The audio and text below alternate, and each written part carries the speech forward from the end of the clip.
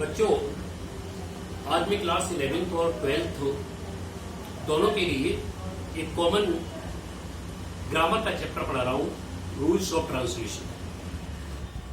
Translation करने के लिए सबसे इंपॉर्टेंट बात होती है कि किस किस प्रकार के सेंटेंस होते हैं और उनको हम किस तरीके से ट्रांसलेट इंग्लिश में करते हैं। तो आज मैं बहुत ही इंपॉर्टेंट टॉपिक, ट्रांसलेशन के लिए इससे अधिक इंपॉर्टेंट टॉपिक और कोई हो नहीं सकता है, यूज ऑफ देयर का प्रयोग। यानी ऐसे कौन से वाक्य होते हैं जिनको देयर से प्रारंभ करते हैं। तो सबसे पहले तो हमें सेंटेंस को देख करके पहचानना है कि वाक्य देयर से प्रारंभ होगा। तो कोई छात्र बता सकता है कि ऐसे कौन से वाक्य होते हैं जो देयर से प्रारंभ होते हैं? अच्छा, कोई नहीं। तो मैं आपको बता रहा हूं कौन से वाक्य ऐसे होते हैं जो देयर से प्रारंभ होते हैं।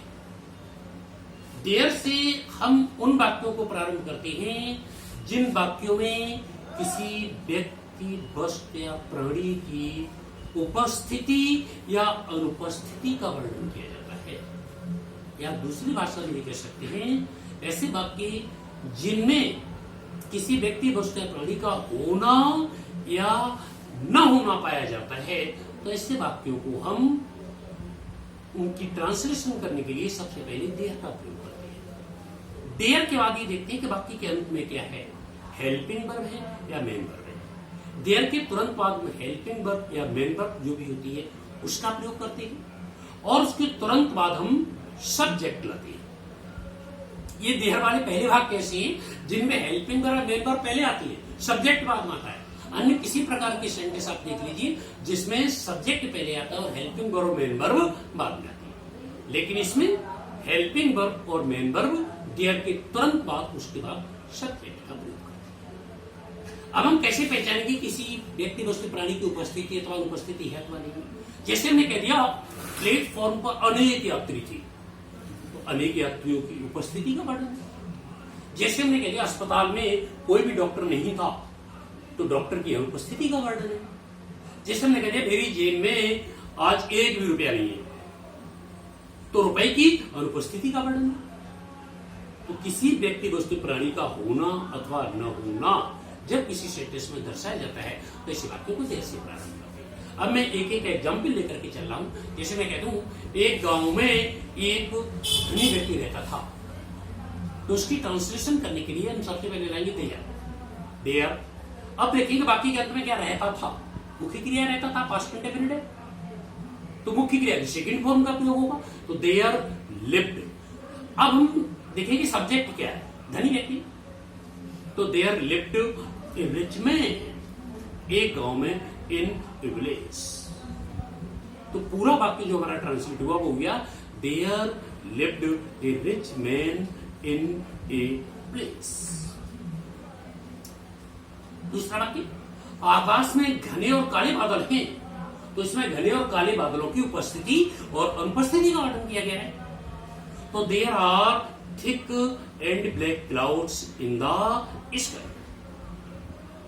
देयर का प्रयोग, देयर के बाद वाक्य में देखेंगे इसमें केवल हेल्पिंग वर्ब है, इज आर एन का प्रयोग। तो देयर आर घने और काले, थिक एंड ब्लैक बादल, क्लाउड्स, आकाश में इन द स्काई। तो पूरा वाक्य बना there are thick and black clouds in the sky.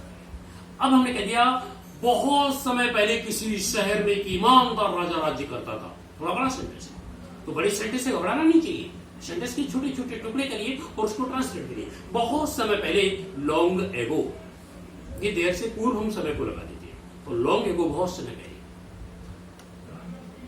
किसी शहर में एक ईमानदार राजा राज्य करता था, तो देयर राज्य करता था, रूल्ड, फिर सब्जेक्ट एक ईमानदार राजा, एन ऑनेस्ट किंग, किसी शहर में, इन ए सर्टेन सिटी अथवा इन एनी सिटी। तो there ruled an honest king in any city. इसके बाद हम बाकी कहते हैं मेरे घर में कोई अतिथि नहीं है, तो there is no guest in my house. There is no guest in my house. हमने कह दिया किसी भी प्रकार के वाक्य को, मेरे बैग में कोई किताब नहीं है, तो there is no book in my bag. तो इस प्रकार के जो वाक्य होते हैं जिनमें किसी की उपस्थिति और उपस्थिति का वर्णन होता है, तो ऐसे वाक्यों को देयर से प्रारंभ करते हैं। कुछ एग्जाम्पल मैं आपके सामने प्रस्तुत कर रहा हूं, इन एग्जाम्पल्स को पढ़िए और फिर इस प्रकार के वाक्यों को सोचिए और सोच करके उनको कॉपी पर लिखिए और लिख करके उनको ट्रांसलेट करने का प्रयास करिए। और इसके बावजूद यदि कोई प्रॉब्लम है तो आप मुझसे कॉन्टेक्ट करके और उनका सॉल्यूशन पूछिए। तो पहले एग्जाम्पल्स को इनको देखिए, क्या एग्जाम्पल्स।